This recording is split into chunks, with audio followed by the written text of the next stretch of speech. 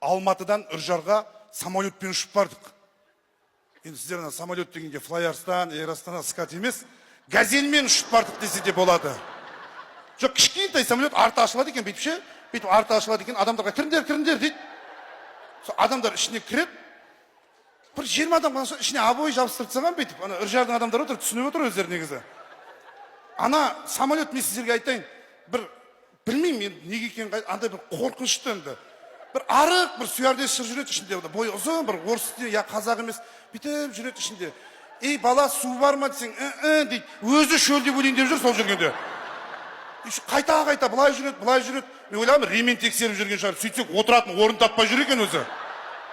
Ана самолетті жекешелендіріп алған ғой халқы.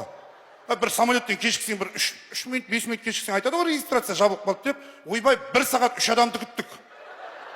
Ермек, Серік, Райхан, әлі есімде үшеуінің аты. 1 сағаттан кейін келді, кешірім де сұраған жоқ қой бізден. Пробка ғой, не қылдейсіңдер деп отырды.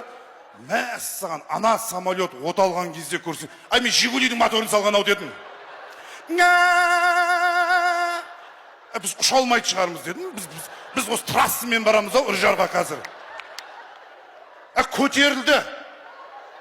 Бір 5-6 адам лақтырды ау төбеге. Ал ұшты, бапа деп.